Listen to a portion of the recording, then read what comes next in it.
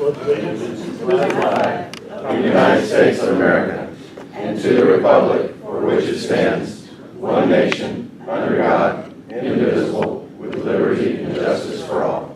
Four-way test of the things we think, say, and do. First is the truth. Is it fair to all concerned? Will it build goodwill and better friendships? Will it be beneficial to all concerned? Thank you all for standing for the pledge of allegiance. Wayne.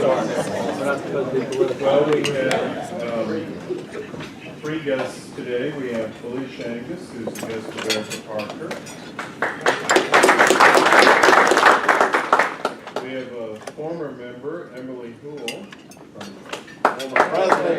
Was a member always.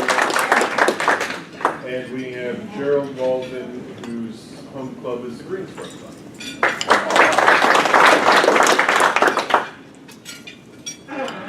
Dale? Wait, there's one special person we're recognizing. I missed some birthdays last week when I was not here. But I'll go over that in half a dollar.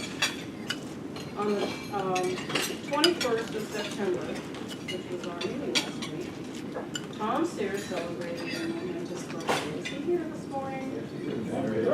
Oh, can we sing happy Yeah, since he thought he was going to miss last week and not get saved. Happy birthday to you.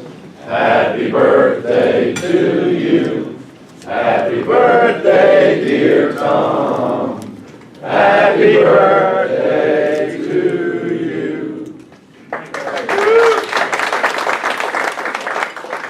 And on the 25th of September, Mike Slade celebrated his 16th anniversary with Gate City Rotary. Slane, that's you. And last week, on the same date, I believe, Kathy and John Mousick celebrated 34 years of marriage. 35. 35. And there's nothing to celebrate. There we go. Slow month. Good morning, everyone. As I sent out an email yesterday to let everybody know, the project rebuild will be pushed back the second week, the 13th and 14th. Reason being that East Greensboro, who helps us out on the Saturday shift, is a big part of A&T, and their homecoming is that Saturday. So we figured if we had a chance to get the roof done, we should probably do it when we have help. So I'll send the sign-up genius out this morning, and we'll go from there. Thank you. Thanks a lot. One quick announcement.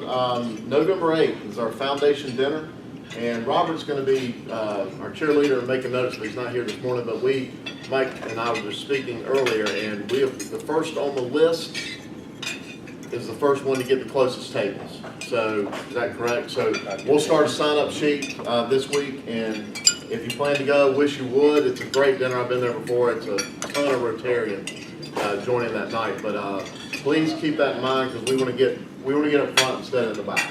So, Tony,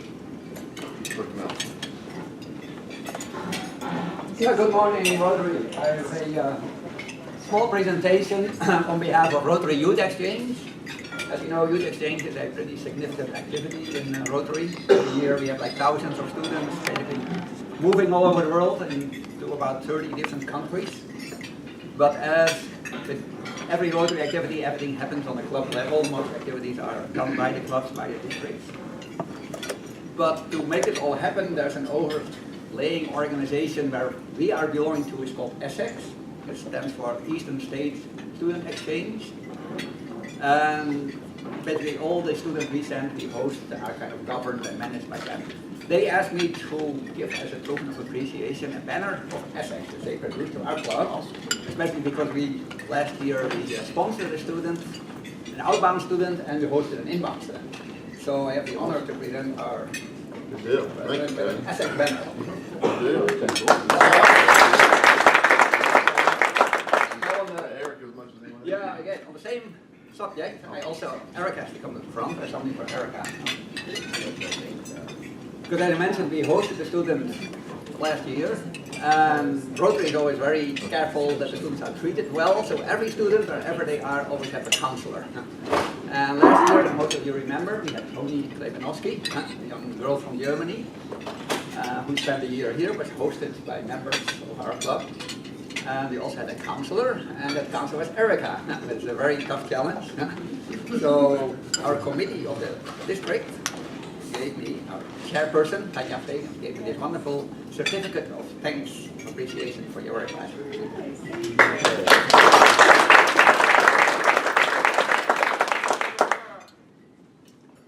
Any other announcements? Walt does. I think we had somebody. Yep. But we're not done, we've got a special announcement back there, I just want to see if there are any others. This is a more special announcement. Yeah, this is more special. Who's free Halloween day? Show up by show of hands. Anybody? Anybody. 31st. Oh, y'all must have been, a lot of you must have been in the military, you know not to raise your hand. Yeah, that's right. 5th annual Kiwanis and Rotary Golf Challenge that day at Bryant Park. Tuesday, it's just a 2-person basketball net. Easy deal, 9 o'clock shotgun. It's under $50 per person, which I understand now is tax deductible. Tax deductible, and it goes for our Rush campaign. Yep. And the evil Kiwanians, we really want to beat them this year. So, oh, he just wanted to say they did win last year. So, They teach much better than we do. So, they're better team than we are. But is anybody interested in playing this deal? Any golfers out there? I'm going to try to play. But, You try? Okay. Lose term. go ahead and put me down. I just turned it down. All right. Chip. Yep. Big stock. Big Stock Rosin. Danny Wynn's out today. He had something he had to do. I've got Big Stock tickets here. I would encourage you to please take, if you think you can sell 2, take 20 and get them off of my seat in the car. But you can turn them back in. If you don't have them, they're not easy to sell. So please take some more tickets. We've got a lot of tickets. It's a fundraiser. We have won the People's Choice Award, which is the fundraising award, every year. We've been Grand Champion of Champions twice. Best beef, best chicken, best this, best that. But we have consistently been the best fundraisers. We can't do that if we don't sell tickets. So please take some tickets. Excuse me? How much are the tickets? Okay, so if you're gonna buy a ticket with, it's all you can eat and drink, $35. If you don't want to drink, if you'd rather have tea and whatever else, $25. So if you can't drink $10 worth of craft beer in an afternoon, you probably shouldn't buy the bigger tea. So that's about 2 beers, by the way. So anyway, please see me after the meeting. And Big Stock, Hunkleberry Rub team, we are having a meeting. We've got to talk about some things, the rules and whatnot. We're sure that we do win everything this year. Thank you. Thanks a lot. I have a little announcement. So I forgot to mention this last time, but this Saturday, I'm playing at a concert or kind of thing over at, if anybody knows Sue Hunt, she has this concerts at her house. And it's for some kind of benefit. I don't play out very often, so if you miss this one, it may be 9 or 10 years. See me again, just come on out if you'd like to. It's Saturday. I think if you want to go, I'll send out an email to the group. It's over in Fisher Park, so it's close. And you're performing, Jeff? I am, yeah. If you Not haven't just heard- me, there'll be some other people too. He'll never pat himself on the back, but he's an awesome guitar player and a singer and a great performer. He's got a song, was it Smoky Mountain, was my song? What's it? Shadow Mountain? Shadow Mountain, one of my favorite songs ever. So, and Jeff, a lot of you probably don't know, is he actually wrote a soundtrack for a movie. So, very good performer. If you get a chance, you need to go see our member. Mr. Harrell. Okay, You're on. yeah, thank you. Let me have my team stand up with me, Gigi and Mike. So as you know, or heard, when District Governor Navarro was here, he challenged us as part of a global challenge for all Rotary for polio. And Polio Plus, as you know, has been an initiative in Rotary since 1985. And Rotary has led the world, along with a lot of other groups, to eradicate polio worldwide. Ralph is queuing up a video that he's going to show, but I just want to give you a little bit of information because we're going to challenge our Rotary Club to do something kind of unique this year that'll be fun and be very meaningful, I hope, for all of you. But just as a reminder, 1985, Polio Plus was launched. It was an initiative to tackle polio eradication with mass vaccination of children. Rotary's been contributed more than $1.7 billion in countless volunteer hours to immune more than 2.5 billion children worldwide in 122 countries. Pretty amazing. In addition, Rotary's advocacy towards the efforts has played a role in decisions by donor governments to contribute more than $7.2 billion to the initiative. Right now, the Global Rotary Eradication Initiative, which was formed in '98, is a partnership between the World Health Organization, the Center for Disease Control and Prevention, UNICEF, and the Bill and Melinda Gates Foundation. This year, Bill and Melinda Gates challenged Rotary again, and I'm going to let this video kind of do the talking, and then I'll summarize it here at the end after the video plays. Go ahead, Ralph. It's got sound too. And the most important advocates for polio eradication is Rotary. No one can do a better job of reminding leaders that this work is important and not yet finished. Thank you. Well, John, I'm thrilled that Rotary's stepping up once again with that huge commitment to raise $50 million a year. Now that the end is in sight, we want to support you totally and work together to close this funding gap. So your goal of $50 million a year over the next 3 years, that'll bring $150 million. And I want to help with that, so our foundation will extend our 2-for-1 match to that whole $50 million. And so Rotary will be able to raise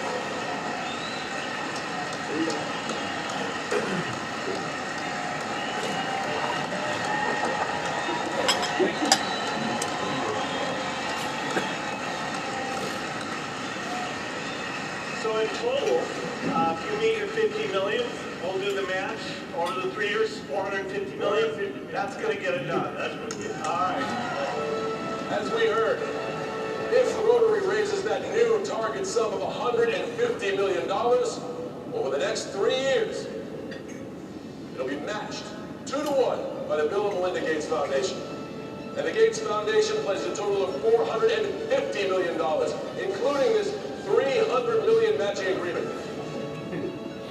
Add that to the pledges and other generous donors from around the world, countries like Australia and Italy, and that gives us the grand total of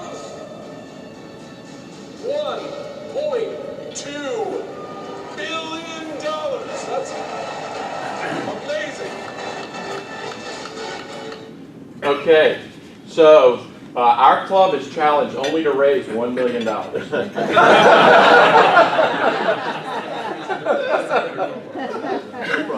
No problem, right? No. What we are challenged to do by District Governor Navarro is to bring attention to this cause, and we're going to do that in a lot of ways. We're going to talk about it through the month of October in our club meetings, just kind of giving you little bits of information about what has happened over the years with polio and why this fight has been literally taken just down to a couple of countries in the world that are still the virus is still spreading. Those countries are Afghanistan, Nigeria, and Pakistan. It's in the recent notes in Rotary, it says just 37 polio cases were confirmed worldwide in 2016, which is a reduction of more than 99.9% since 1980, when the world saw about 1,000 cases per day. So, as you know, Rotary's over the last couple of years, we're this close, and I know you've seen it on TV and billboards. They're trying to just push this one last final push to eradicate polio worldwide. So, our challenge to the club, for this club, is this. We're asking each and every Rotary member in our club to donate something. Any amount. $5 is okay. $50 is great. $100 is wonderful. But we want you just to donate something to this cause. We just want to get 100% participation. I'm asking everybody for $25. If you can do that, that's great. If you can do 50 or more, that's wonderful. And I'm going to give you some incentive. Oh, I give you some incentive, right? So, if by the end of October you commit to doing at least $25, I'm going to put you in a drawing to be entered into a drawing to stay in a suite at Grandover. You and another couple. Okay, so 4 people total in the bi-level suite. Golf, spa, and dinner for everybody. That's all you got to do is get entered into it. Who went? Somebody went already. Sign me up. I get. Okay, thank you, Walt. Thank you, thank you, thank you, thank you. Raise your hand. Can I take a picture? But here's the best news, and I'll save that for Mike to add, for talk about every dollar that you give.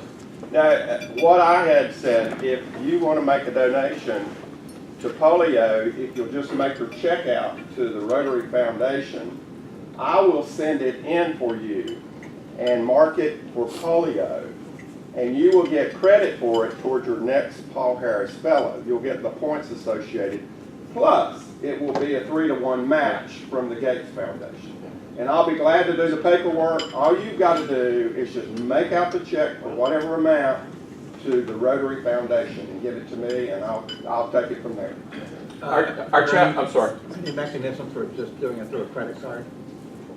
You can go online and do that. Okay. Absolutely, you can do that. And it will be matched the same way, and you just earmark it to polio. Absolutely. Right. It'll be identified to our club if John does it. Exactly. Okay. On October the 8th, at Chip's house for our combined cook-off, part of this initiative of Rotary to get the word out there is to have what's called the world's greatest meal. So we will combine our cook on the 8th with the world's greatest meal, which will be our way of telling our community about this eradication of polio effort. And we're canceling our meeting on the 12th, inviting everybody to come to Chips on the 8th, is that right? Yes, sir. And bring a side dish if you come. We've got plenty. Bring a friend, bring a neighbor, bring some money. Bring a friend, bring a neighbor, bring some money. Right. One of the other ways that we are promoting this initiative too, this is a billboard that will be played for the next 2 weeks as a digital flip, thanks to Fairway, our friends at Fairway. As you see, it's got our logo on there, and please join the fight.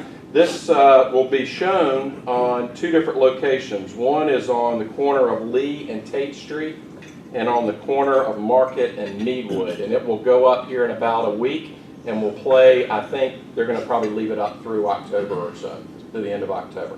So a lot of good initiative. We'll have it out on social media. Come on the 8th, bring a friend, bring a side dish, bring some money, and I hope everybody will contribute. Thanks. Thanks a lot. Craig, that was Bill Gates, at our meeting. So I didn't know if you saw that. You'll have that for quick round of Rotary Feud here. Let's go with the Driggers family and the Harrell family. Right, would you like to play or pass, Howard? Don't consult with your family.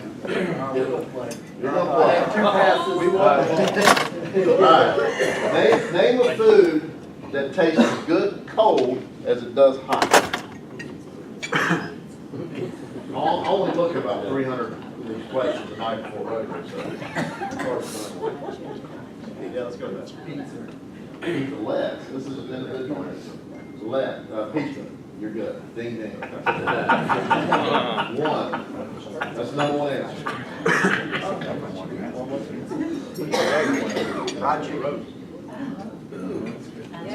Chicken, number 2. Very nice, Rob. There are possible 6 answers.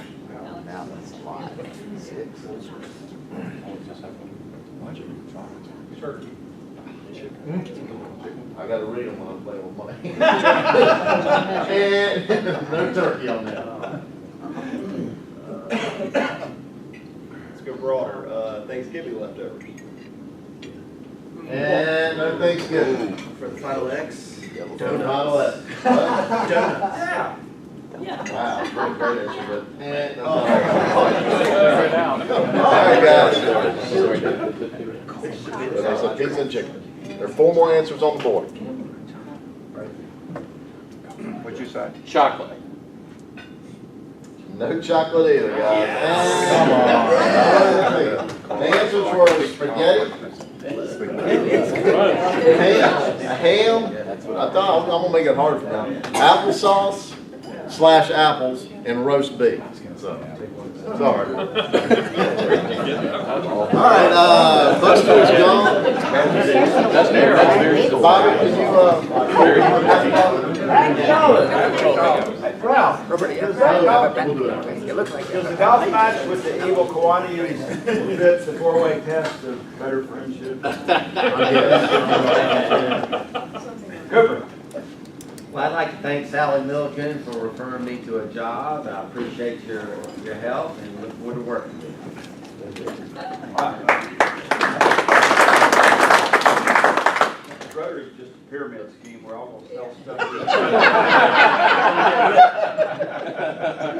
I had my dollar out, so I'll do the same thing. Cooker saved my bacon this week because I had a condo that had to have carpet, and he came to my rescue. So thank you. Dr. Sears, birthday boy. Everything happens at the same time. Youth for Christ, we cooking stew the 7th of October, Saturday week, $8 a quart. If you like stew, very good stew. Have a ticket. Gigi. I just want to say that I was in the audience when Bill Gates delivered the polio match, and there were about 40,000 people there, and it was electrifying. So I just want to encourage every one of you to participate, because I was in Rotary International. I saw the difference. They had people there coming and talk about the difference that that program made in their life. I wasn't aware of it, so to me it was new learning. It was just a fantastic experience.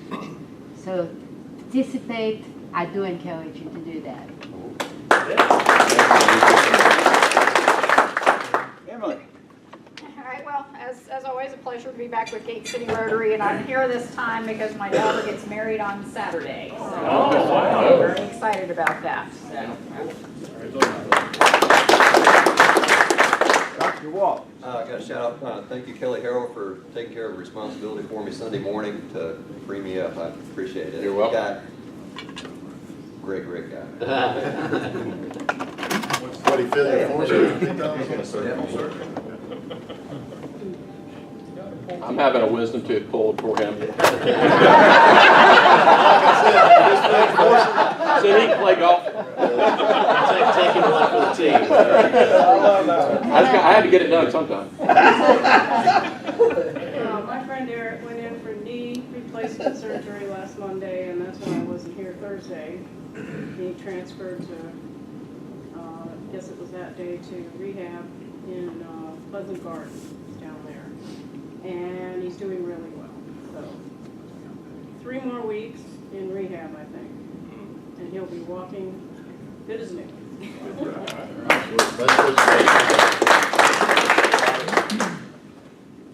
So my son turns 13. Tomorrow we fly out to Boston for a Red Sox game Saturday. Patriots, Panthers on Sunday. So big weekend. We're looking forward to it. We're hoping for a good game. So. Are you wearing a Panthers jersey? Yes, we are. Any more? Well, Grandpappy said a secret is something you tell one person at a time. Thanks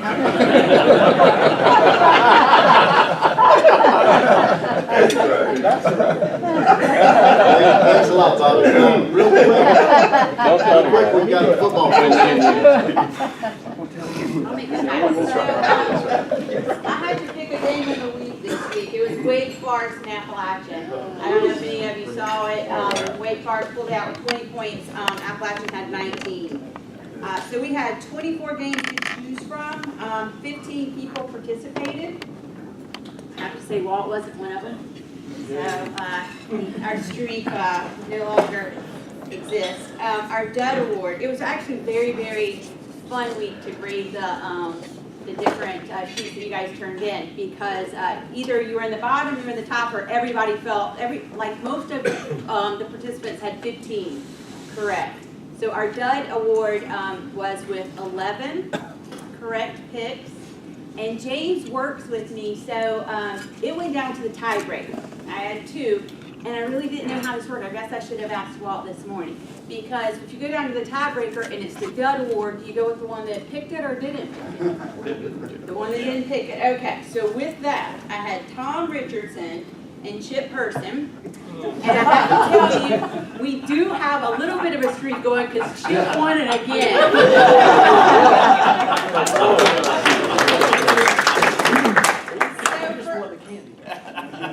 Our winner this week, we did have a tie again with 17 correct. So it was Tom Phoenix and Matthew Foster. So what was very, very exciting about this one is they both, the winner was by 2 points down at the tiebreaker. So the tiebreaker was actually, the winner was at 45. Let me tell you this first. Tom very impressively picked all but 2 college games correctly. I thought that was amazing. So Tom had 49 for the tiebreaker. Matthew Foster takes it with 47. So, very nice Rotary time. Can't wait to see you in it,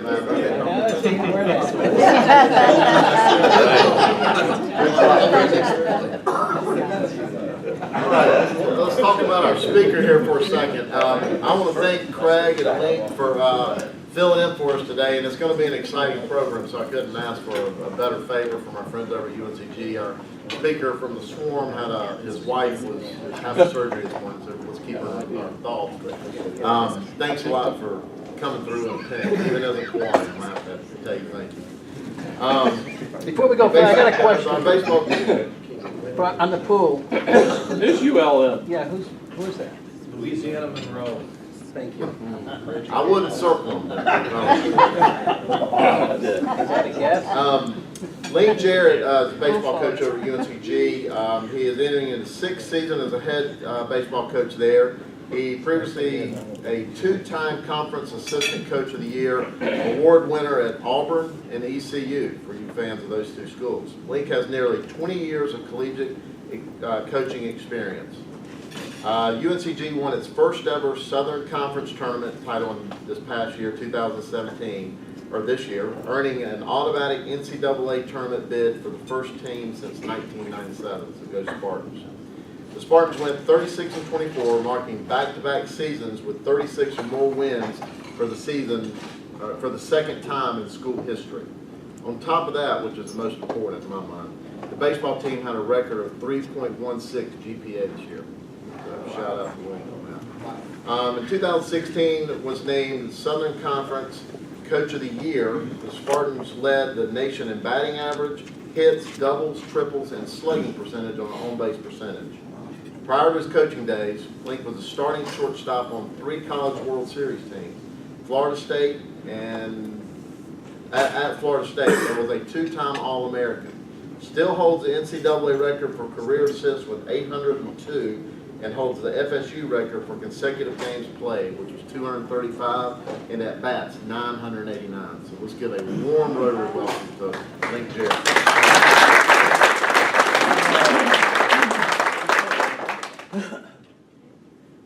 I appreciate Ralph inviting me to come speak, and as leaders in the community, we all appreciate what you do. My family we live in Summerfield, so we've really taken to this area in the last 5 years and moving. I guess this is the 7th time that we've moved, so we're accustomed to this, but Greensboro has really become a home and very comfortable for my crew.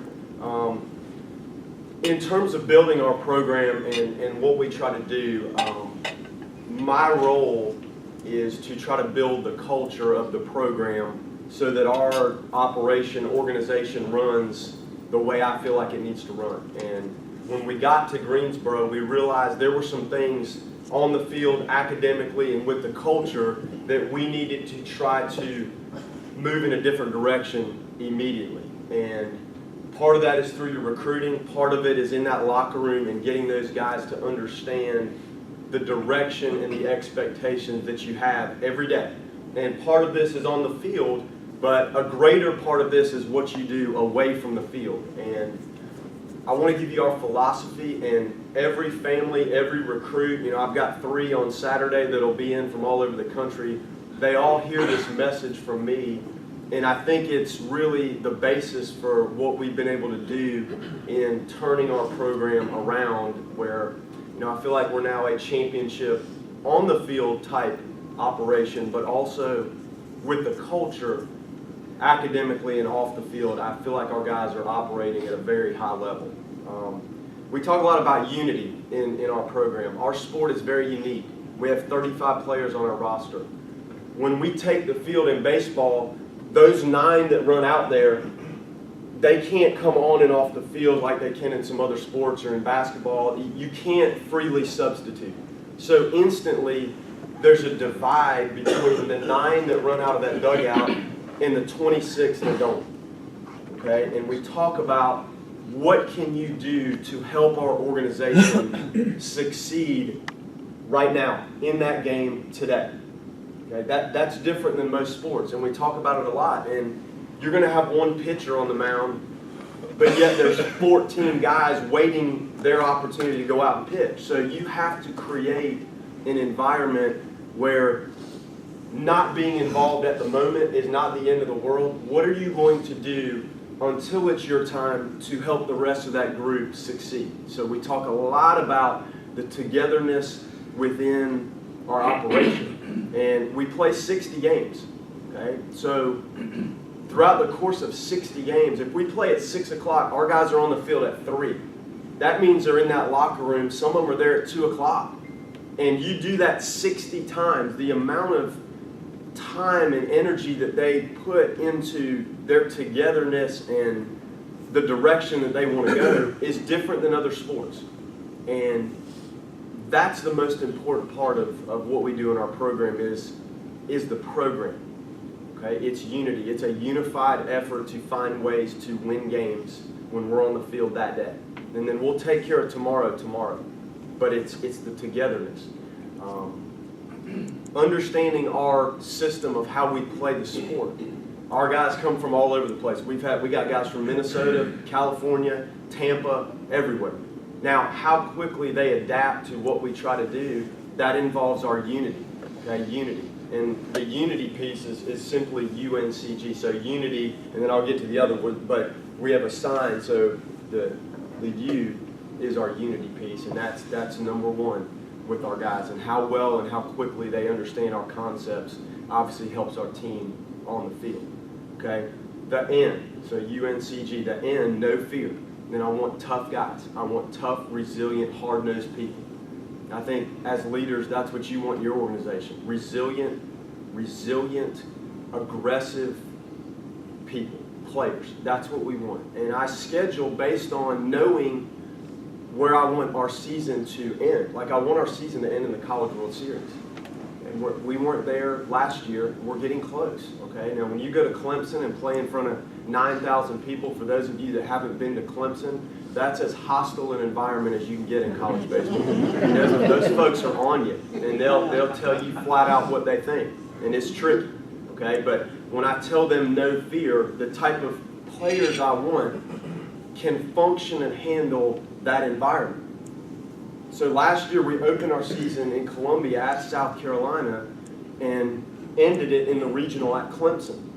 So in Columbia, there's 10,000 people when they open the season. In Gamecock country, they can hold 11,000 people, and that place is packed. It's cold, but man, when we crank it up, that's who was there. There's a lot of people, and there's a lot of people letting you know what they think of your club. But it ends in the same setting. We went to Ohio State and played. Okay? Beat them 2 out of 3. Michigan State came down here. So the no fear piece involves them understanding what it takes to win at this level of athletics. And if you want to win and win regionals and super regionals, you better be able to function in those type of environments, because that's where those games and those tournaments are played. And on the mound, I like our guys to attack the strike zone. I want our pitchers to challenge and attack. And the guys behind them, I just want dirtbag guys that'll lay out, guys that'll run through the wall, jump up, try to rob home runs. I want athletic, tough guys behind talented pitching. Offensively, and, obviously Ralph talked about some of the records and achievements offensively.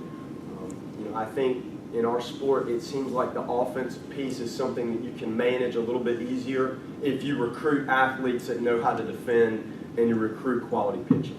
So that's the no fear part of UNCG. Conviction. Individually, I talk to our players a lot about their conviction. And the day for these guys, one day is challenging. Okay, those guys have obviously academic commitments, and we make our guys go to class. Right? And when you talk about 35 people, this year we have 33 players. 35 is the most you can have on a roster in baseball. We had 24 guys over a 3.0 last year. 24 people. Never seen it. I've coached at 6 different universities. I've never seen anything like it. But conviction to how their day starts in the classroom, very important.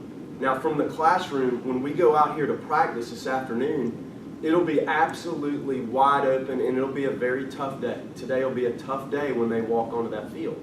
So, excelling in the classroom and then leaving that behind, and when you go into the locker room and you put on the baseball stuff and you come out here, you have to be ready to go. Baseball, it takes conviction to succeed on a Division I athletic field.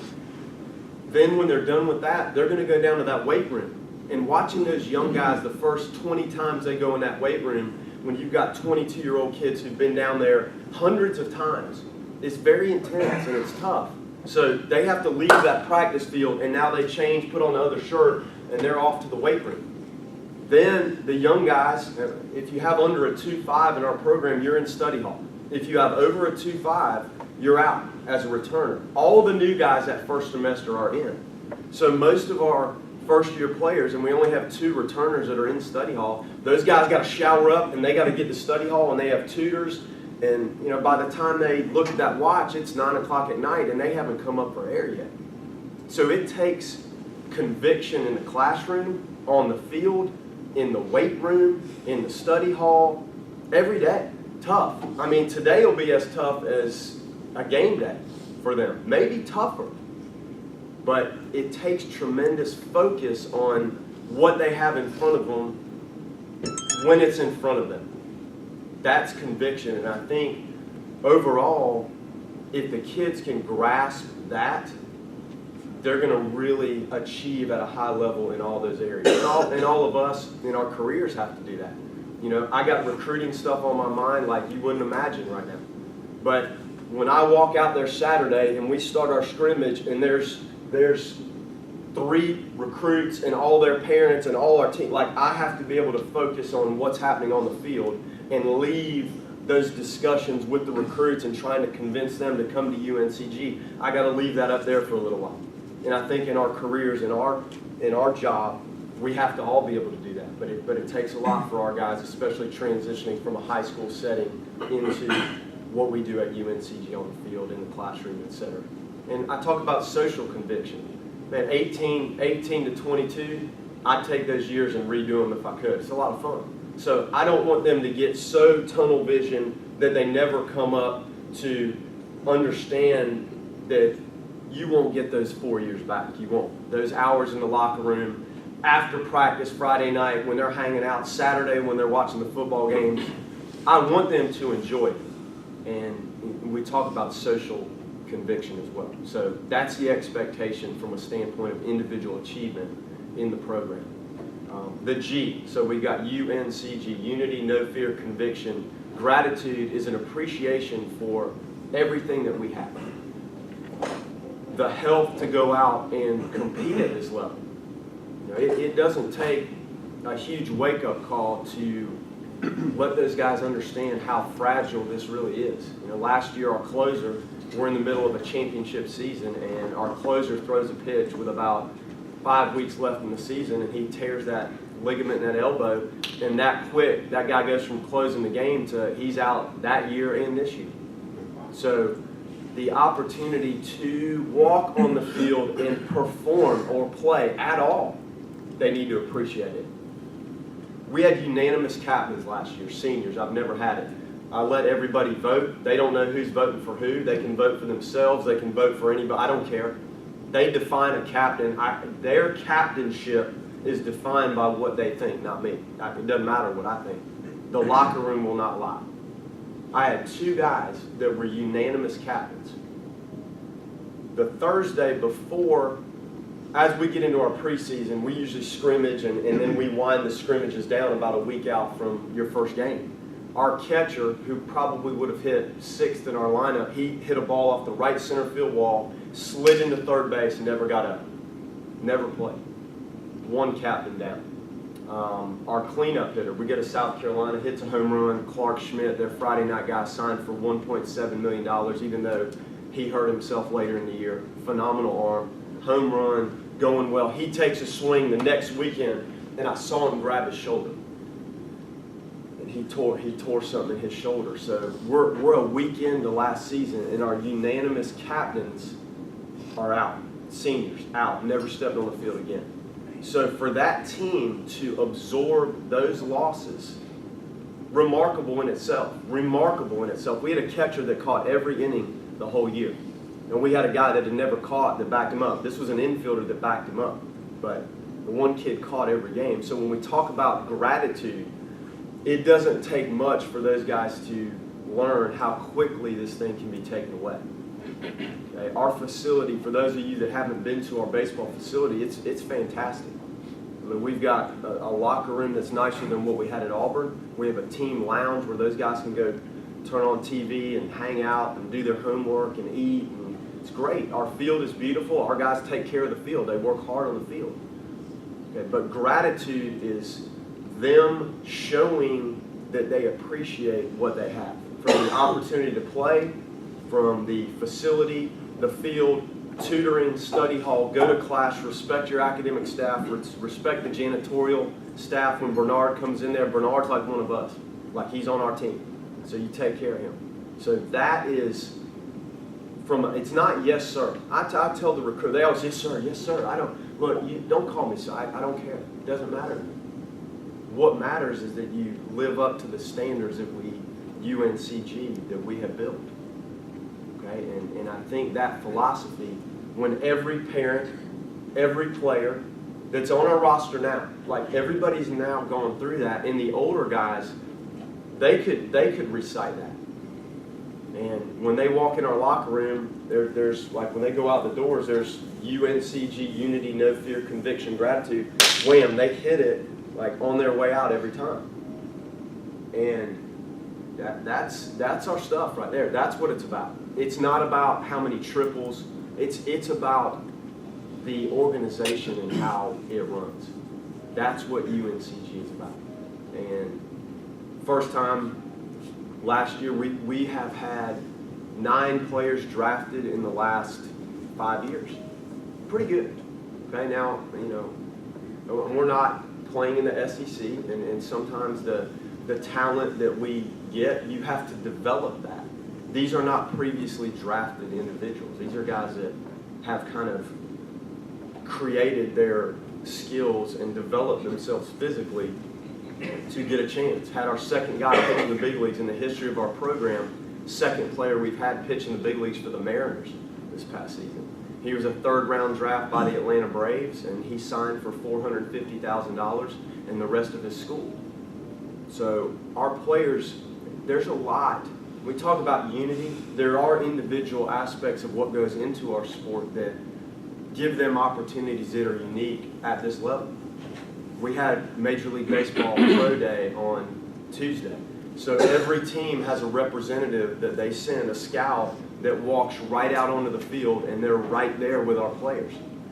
And we've had, that's a lot of guys that have been drafted. We had a 5th rounder a couple years after the guy with the Braves that signed for $300,000 in the remainder of his school. So our guys, they have a chance. Like they know that if things go right for them, they have an opportunity to go beyond baseball at UNCG. And for the first time in my career, I had a player that was drafted by the Diamondbacks, Arizona. They took him in the 20th round. There's 40 rounds in the draft each year. And this guy, Jack Maynard, was taken in the 20th round. They offered him, I think it was $75,000 signing bonus and the remainder of his school. And he's got a little bit because he's a junior college player, so when those guys transfer, sometimes they need a little bit, maybe an extra semester because they might lose some coursework in the transition of transfer. He said, Coach, I'm good on that. Like, I want to come back. Like, I want to come pitch for you guys again. I'm not interested in, I think making it to the major leagues is such a long shot. I'm coming back. Never seen that before. And we had a scholarship dinner last night, and Jack's sitting there at a table, and I wonder sometimes, do people understand the magnitude of that decision? And when I talked to him, he said, Coach, you know what, if I don't play baseball again, like, I'm okay with that. Like, I see statistically how hard it is to actually make it. Like, making it to play for the Grasshoppers is not making it. I did that for 5 years. That is a grind, and you're just hoping you get. The Grasshoppers are so far from being Florida Marlins, like, it's hard. It's not like the NFL where you're drafted and you're a New England Patriot. These guys, and Jack understood that. But that's the first time I've had a player tell a major league team that I think I'm going to pass. Pretty strong. And he'll be back as one of our pitchers this year. And he started for us last year, and he came to us. He's like, you know what, Coach, I think I'm better coming out of the bullpen. Let me close these games. So we've got him back. We've got 12 seniors. So I think on paper's meaningless in this thing, but you like your chances going in if you can stay healthy. Now, absorbing what we dealt with last year with those two guys, that you can't get through that and survive every year if you have that kind of significant injury toll. But you know, it worked last year, and the championship and the way we played in it's an 18 conference tournament in our league. And essentially the way the RPIs and all that, like you last year you would have had to win the conference tournament. I've never seen a team play as well defensively, pitching, guys on the mound bouncing back with multiple appearances in a tournament, offensively, the timely nature of what they were able to do to win that championship. It was remarkable. And doing it without the two guys that these are our guys. They decided that, and we're not a part of it whatsoever. They're back this year, and I hope they're healthy and able to compete. But last year was, in a lot of ways, was really remarkable. And that's what I wanted to share with you. I'm not going to stand here and talk about my thoughts on the hit and run or when to bunt. I mean, I think our philosophy and how to lead is what my role is to help our organization continue to grow. And this season, our schedules, we open with App State, which is traditionally a very strong program, and then last year, like I try to do a trip every year. Last year was to South Carolina. This year we're going to go to Knoxville and play the Volunteers. And I want to do that every year because I hope we have a chance to host a regional. Like, we put in a bid in 2016. Our 2016 team was better than last year. We won 38 games. Again, 2 injuries. Our center fielder and our shortstop, we broke an arm, broke a foot. But we put in a bid to host because we were right in the running until very late. Those guys went down, and we could have won our conference championship on our field, and Mercer beat us in the last game. But I want to challenge them because going to Knoxville or going to Columbia or going to Ohio State, I want them to taste it because until we're hosting, you're probably going to have to go to one of those places to play. And then when you look at our conference schedule, we start February 16th as our first home game against App, and then we've got about 25 games before we get into conference play. But I'm very excited about our team, and the schedule's challenging. And again, we have a veteran group. I think the sky's the limit for this team. And I thank you guys for giving me the chance, Ralph. I appreciate it, and I hope that you guys can make it out to one of our games this spring. Thank you. Any quick questions?